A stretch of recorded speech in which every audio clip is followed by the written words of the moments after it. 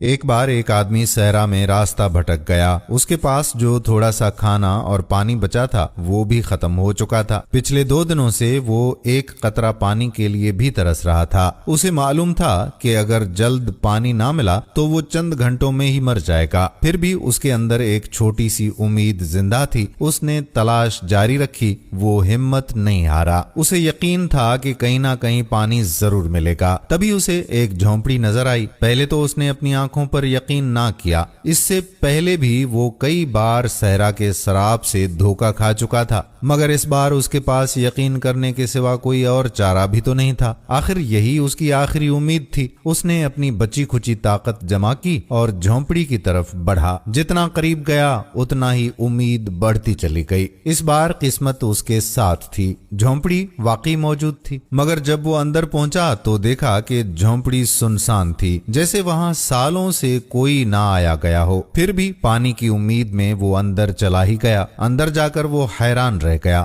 وہاں ایک ہاتھ سے چلنے والا پانی کا پمپ تھا۔ اس منظر سے اسے نئی توانائی ملی۔ وہ دوڑا اور فوراً پمپ چلانے لگا، مگر پمپ خشک تھا۔ لگتا تھا کہ کافی عرصے سے استعمال نہیں ہوا تھا۔ مایوس ہو کر وہ زمین پر گر پڑا۔ اب اسے یقین ہو چلا تھا کہ وہ تو اب مر جائے گا۔ اسی لمحے اس نے چھت سے لٹکی ہوئی ایک بوتل دیکھی۔ کسی طرح وہ بوتل تک پہنچا۔ وہ اسے کھول کر پینا چاہتا تھا کہ اس پر ایک پرچی چپکی ہوئی دیکھی۔ پرچی پر لکھا تھا کہ یہ پانی پمپ میں ڈالیں تاکہ وہ چل سکے اور اگلے شخص کے لیے دوبارہ بوتل بھرنا نہ بھولیں۔ وہ الجھن میں پڑ گیا۔ کیا وہ یہ پانی پی لے اور اپنی جان بچا لے، یا پمپ میں ڈالے اس امید پر کہ وہ کام کرے گا؟ کئی خیالات اس کے ذہن میں آئے۔ اگر پمپ نے پانی نہ دیا تو، اگر پرچی جھوٹ نکلی اور نیچے زمین میں بھی پانی نہ ہوا تو، مگر اگر پمپ نے کام کر دیا تو اور خوب پانی مل گیا تو؟ وہ غیر یقینی میں تھا۔